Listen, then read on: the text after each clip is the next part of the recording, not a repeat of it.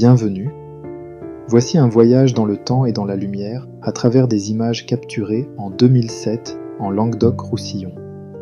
Une année, un carnet de route, des lieux précis qui tissent une carte sensible. Le gouffre de l'Œil-Doux, la chapelle de Carlat dans l'Aude, le lac de Vézolles dans l'Hérault et le village de Castan dans la Montagne Noire. Laissez les photos faire leur œuvre, les mots ne sont là que pour respirer avec elles. Dans le sud, tout commence par une lumière. Elle découpe les reliefs, chauffe les pierres, allume les verts et les bleus.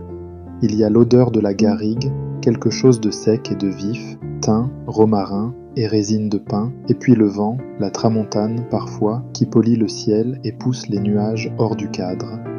Cap sur le massif de la Clappe, entre ciel et mer, ce plateau calcaire posé face à la Méditerranée.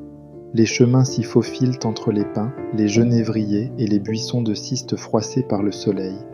Tout autour, un labyrinthe de roches blanches, de failles et de dolines. Et au cœur, un secret d'eau et de silence. Le gouffre de l'Œil-Doux apparaît d'un coup, presque par surprise, après un dernier virage dans la pierraille. C'est un cercle d'émeraude enchâssé dans le calcaire, une pupille tranquille dans la paupière des falaises. La hauteur des parois crée une acoustique discrète, comme si le monde parlait à voix basse. On se tient au bord, aimanté par la couleur. La surface du gouffre capte le ciel et le transforme. Selon l'heure, le vert tire vers le jade, puis vers le bleu profond avec des reflets de cuivre le soir. Les parois portent des coulures minérales, des stries ocre et grises, mémoire lente de l'eau dans la pierre. Les oiseaux rasent l'onde, tracent une virgule puis disparaissent au-dessus des pins. Ici circulent des histoires, un œil mystérieux, un fond incertain, des légendes qui disent la mer cachée et les passages secrets. On n'a pas besoin d'y croire pour sentir le lieu vibrer. Le temps s'étire, une pierre tombe, un son étouffé, un cercle de rides diluées.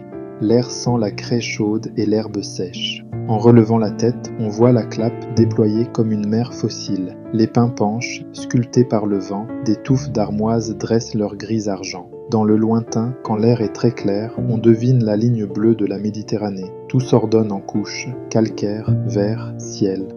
Les pas s'éloignent du gouffre. Le sentier grince sous les semelles, un gravier blanc qui creuse sa propre musique. Les photos gardent la couleur intacte, mais l'oreille, elle, se souvient du frottement du vent dans les aiguilles, du cri bref d'une pie, du saut d'un lézard parmi les pierres. Une dernière regard sur l'Œil-Doux, œil ouvert dans la mémoire. On change d'axe, on prend la route de l'intérieur des terres. Les vignes s'étendent en nappes régulières, alignées comme des écritures anciennes sur le sol rouge. De petits murets de pierre sèchent au soleil, stries de patience humaine sur le flanc des collines. Plus loin, les collines se rentrent l'une dans l'autre, jusqu'au premier contrefort de la Montagne Noire. La chapelle de Carlat apparaît isolée, comme posée pour veiller sur une étendue calme. Sa pierre a la couleur du miel pâle, dorée par les jours d'été, adoucie par les hivers. Un clocher-mur sobre, une porte qui garde un seuil poli par les pas. C'est un visage simple sans ornement superflu, et c'est justement cette sobriété qui touche. Autour, la garrigue respire, les cigales tracent un fil sonore quand l'heure est chaude. Par temps clair, la vue se déploie, lente et large, jusqu'aux lignes bleutées de l'horizon. La chapelle est une halte plus qu'un but.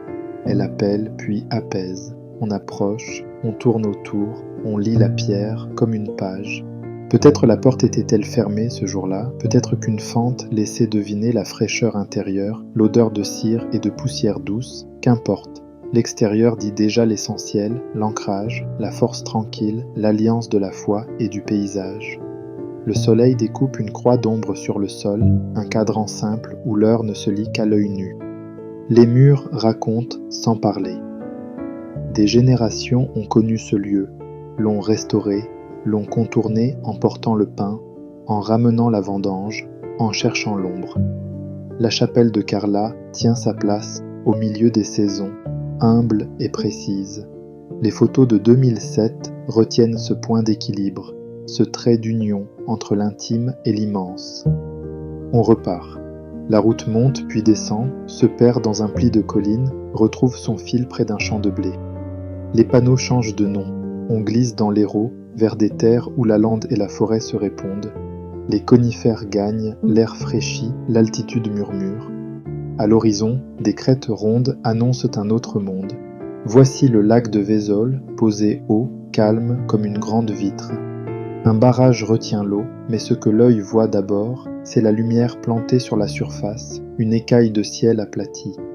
Les berges alternent entre landes rases et sapins serrés, avec des rochers moussus ici et là, assis comme de vieux animaux immobiles. Le vent glisse, change de direction, plisse l'eau en milliers de rides. On marche en longeant l'eau, et chaque pas ouvre un angle neuf, un reflet d'arbre qui se dédouble, un envol bref au ras de la rive, un bout de ciel qui tombe comme un morceau d'étain liquide. Les couleurs se calment ici, palettes de vert, de bleu froid, de bruns humides. Les fougères s'inclinent, les linégrètes ponctuent parfois les zones plus humides. Il y a des zones où le sol sonne creux, d'autres où il absorbe toute trace. Par temps voilé, le lac prend un air de miroir ancien. La brume s'accroche, tirant des voiles laiteux entre les troncs, et tout devient feutré, comme si on marchait dans un souvenir avant même d'avoir quitté le présent. Les photos aiment cette lumière-là. Elle arrondit les angles, elle donne aux choses une patience supplémentaire. On respire plus lentement. Quand le ciel se dégage, la netteté revient d'un coup, presque tranchante. Les cimes des arbres se découpent, le bleu gagne de la densité, la surface de l'eau devient page brillante. On se penche, on cadre, on recentre. Le lac offre ce luxe de géométrie naturelle, d'horizontale et de verticale qui s'entendent sans effort. L'œil voyage, heureux de se laisser guider. Il y a parfois un ponton de bois, des planches un peu grises par les intempéries. On y pose le pied en douceur, on écoute le clapotis s'y heurter, on regarde les bulles naître et disparaître sans histoire. Un gland tombe, un cercle se dessine, s'élargit, s'efface. Le silence n'est jamais total, mais tout bruit ici se fait discret, exact, presque utile. Revenant vers la berge, on lève la tête. Le ciel du Haut-Languedoc joue avec les nuages comme des voiles tendus et lâchés. Les sentiers contournent des affleurements de granit, évitent les souches, accueillent les pas comme s'ils en avaient la mémoire. Le lac de Vézol n'appelle pas à la hâte, il enseigne la durée. On replie les images, on replie la carte. Direction la montagne noire, cette barque sombre qui ferme l'horizon du Minervois et du Lauragais. Ici, l'eau change de lit, les rivières découpent des vallons frais, les sous-bois gardent le secret des étés brûlants, les châtaigniers étirent leurs branches comme des bras nombreux, et les murets tiennent les courbes du relief avec obstination. Castans apparaît au détour d'un virage, discret, rassemblé en hameaux de pierre. Les toits sombres s'emboîtent, les façades gardent cette patine que donne le vent, la pluie, le soleil alterné. Une fontaine, une placette, une porte entr'ouverte d'où sort une odeur de bois brûlé. La montagne noire respire en arrière-plan, massive et bienveillante. Les ruelles étroites accrochent la lumière par fragments. Un volet bleu, un pot de géranium, une main courante en fer rouillé. Les marches sont inégales, les seuils racontent l'habitude et le passage. On devine une cuisine au fond, une table simple, un bol posé, un torchon qui sèche près d'une fenêtre. Ici, la vie va à son rythme. On entend un rire derrière une porte, un coup de marteau, le frottement d'un balai sur la pierre. Un chat s'étire sur le rebord d'un mur et reprend sa petite ronde en maître discret du quartier. Les regards se croisent, on salue. C'est un pays où le bonjour a encore une prise. Les chemins quittent le village comme des doigts qui s'ouvrent. L'un plonge vers un ruisseau sous une voûte de feuilles, l'autre longe des terrasses, grimpe vers une crête claire. Les fougères montent jusqu'aux hanches, les pierres sont tièdes sous la paume, le soleil filtre en taches, écrit à travers les feuilles un alphabet mouvant sur le sol. Quand viennent les châtaignes, la forêt emplit les poches de son abondance discrète. Le sol craque, la bogue s'ouvre, le brin luisant du fruit se dévoile. Même sans saison écrite, les photos savent saisir cette promesse-là, celle d'un feu de cheminée, d'un couteau qui entaille la peau lisse, d'un goût simple partagé. Les lieux portent en eux leurs usages. Castan, c'est aussi la pierre qui tient, le bois qui dure, le métal qui rouille avec dignité. Les seuils portent des dates parfois, ou des initiales gravées. un banc invite à la pause, face à une vallée où des couches de bleu se superposent. On s'assoit, on regarde, et tout se met à la bonne taille. La montagne noire porte bien son nom, mais elle n'est pas sombre, elle dose l'ombre et la lumière avec une science ancienne. Les nuages y coulent vite, les averses y sont franches, les éclaircies généreuses. Les chemins en savent longs sur les pas qui les ont usés, les photos aussi qui fixent l'instant mais laissent passer le souffle. Et puis vient l'heure de rassembler le voyage. 2007 n'est pas si loin, et c'est pourtant une autre épaisseur de temps que ces images ramènent. La matière des lieux n'a pas changé. La pierre, l'eau, les arbres, le vent. Ce qui change, c'est la façon de les regarder, la lenteur que l'on s'accorde. Au gouffre de l'œil doux, on a appris à se tenir au bord sans chercher à comprendre tout de suite. À la chapelle de Carla, on a accepté l'évidence du simple. Au lac de Vézol, on a pris le rythme de la surface. À Castans, on a posé les yeux à hauteur d'homme. 4 lieux, 4 manières d'habiter l'instant. Peut-être que certaines photos sont un peu surexposées, peut-être qu'un cadrage hésite. Peu importe, elles sont le geste d'un regard, la trace d'une rencontre. Elles disent l'attention, la patience, la curiosité.